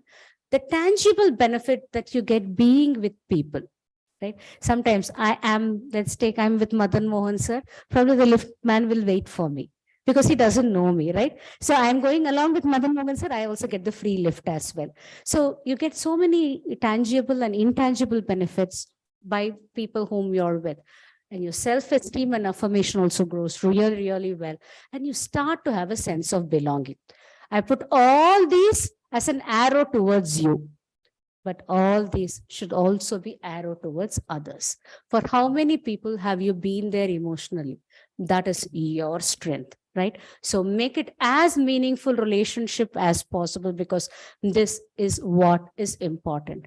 This is also with our environment, with our pet, with our people around, everybody. How am I going to be? Because each one of us are interdependent. Make it like that. Now, this I, me, myself, this is, I don't know what to say. Is it like something that sucks you or something that propels you? And people around, it is up to the way you make it. Are you going to get everything from the people around, all the balls that I put around, or your supports, people with whom you're connecting yourself? As much as possible, arrows that go out of you, let arrows also come from them to you as well. Now that is what binds you and does not make you also go down, and not the people around you also to go down. It's like the birds making the net fly together. We'll be like that as well. I'm not going to say anything about yoga to this place, but everything that whatever I have said is a part of yoga, right? The way you're living, what you're eating, what you're doing, everything, whatever I've said is one of the limb or 8 limb of the yoga. So there is nothing new that West tells us in the newly packaged word as wellness, but it is completely there. With if we do yoga, we have everything, right? Follow everything. But I love this. For this, you have to train your brain because it has become wired in a meshed format. Rewire it. And for rewiring our brain, yoga really, really helps. I always feel self-reflection is very, very important. So please talk to yourself every day. This quote of Swamiji is my favorite quote. Talk to yourself at least once in a day, otherwise you'll be missing meeting an excellent person in the world. That self-love is equally important. We are all self-critical. Self-love is equally important. The minute I'm going to do it, this cognitive triangle is going to be reinforced, right? My thoughts are going to become beautiful. My emotions are not going to be with that ants or anger or any of those negative emotions are going to be there. Automatically, my actions speak what I think and what I emote. They will also be beautiful only. We have number of relaxation techniques, right? Multiple relaxation techniques that you can keep trying. Each of these relaxation techniques is going to calm us down so that we are able to work better. At the end of all these things, is my stress going to be reduced? If it is not going to be reduced, try these 4 A's. Try to avoid the stressor. The stressor can be your boss, your teacher, your anybody. Unfortunately, it is your spouse who is unavoidable. Accept him, right? Or alter. Alter, you can't alter again the husband or the spouse or the boss. Only thing is alter your behavior, alter the way you communicate with them, alter the way you manage your time, right? And find the next one, accept. Sometimes acceptance is a better one, but the best one is adapt. Adapting to the changing situation is the most important one. When you're adapting it, I might even have to lower my bar that I've set for myself, but that is for now. It's like the string of the arrow, which is just going back, slow it down. But the minute you're ready, leave it, you're going to go as far as possible. Wait for the right moment. Now it is a stressful moment. Adapt, keep quiet. Learn to keep quiet. But when it is a right moment and that is a right audience, please talk at that place. So you're not going to be in a stressed out situation. Try these 4 A's. Stress is out of you. Integrate as much as possible whatever we have seen now. That brings you to the holistic wellness. Now, this has been practiced at a number of places, but somehow I don't know why India has not pictured into this blue zone. These 5 countries that are put here are called places I put here are the blue zone. Nothing what they are doing. They've identified only 9 things that these people in the blue zone are actually doing. That is the moderate or have regular physical exercise. There is no gym or anything. They only walk or cycle. Right? The next, they know the purpose of life. I think it's there in our Indian system as well. They don't have stress reduction. They are people who are at 120 years, physically active, mentally agile as well. Right? How is that possible? I think they followed all these 9 things: stress reduction, moderate intake, definitely eat only 80% of filling. Okay. Plant-based diet. They have not said no to any of the drinks or the non-veg diet, but only limit them. Engage in spirituality as much as possible, right? All these things this might not be difficult. Only thing is that these are good habits as well. When it is a good habit, if you want to make a good habit, internalize it, make it obvious, make it attractive, make it easy, and make it satisfying. That means my chocolates is a bad habit. How do I break the bad habit? Make it invisible, make it unattractive, make it as difficult as possible, and make it unsatisfying. So if you want your holistic wellness, please follow the blue paths that I put now, so that make it a part of your habit as well.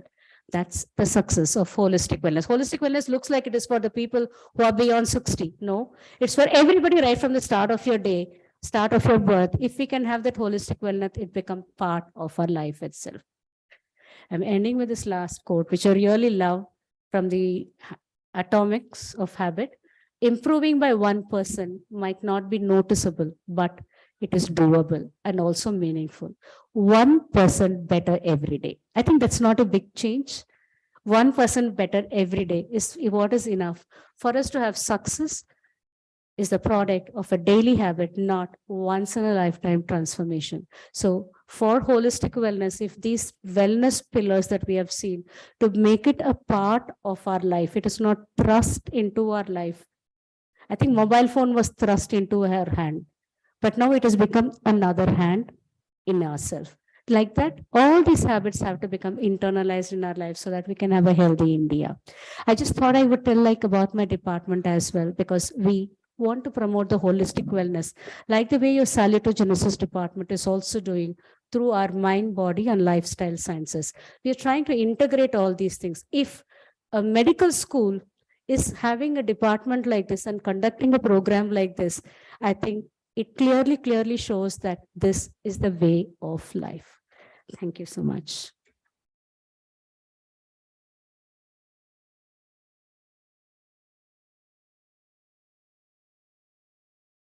Okay, as they come up, remember your head, shoulder. Can we just make a different one? Head, shoulder, knee, toe. Clear? Which is head, shoulder, knee, toe. Toe is toe, right? Head, knee, toe, shoulder. At least 70% mindful. They have not slept. Thank you. Thank you so much, ma'am. I now request Professor Madan Mohan sir to say a few words.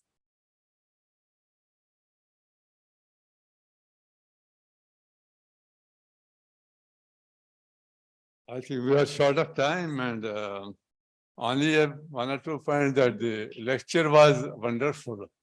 She has covered whole of life and so much advice she has given from her knowledge and experience. And in short, I would say that enjoy mindfully. I said enjoy life mindfully, mindfulness of the and she has one more point. Somebody is going by bike to the gym. When he walks to the gym, she is advising. He reaches gym, there is no need to go to gym then. Go by walk and come back. You know, but don't go to gym. Even I see, I don't like gym. I should moderate only. Yoga is the best, especially elderly people. And the gym, unless you so those who those who are experts, there are a lot of doctors and others, they spend money, some tear here, tear there. So gym is not eligible unless it's very moderate. So yoga is the best. So I have heard today, Dr. Mathangi, after a long time, beautiful. So I know what to describe. So time is not able to. Thank you very much.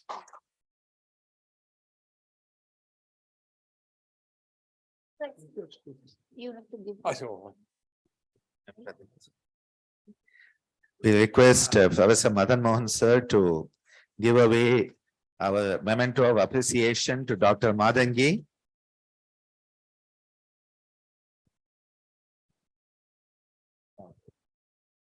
A very nice round of applause for a very beautiful presentation.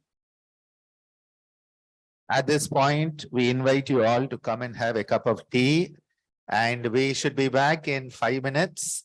So make it mindful, but make it quick. So mindful doesn't always mean slow, mindful and quick. We'll be back for the inauguration and hope to see you all here soon. The tea is available just outside in the library for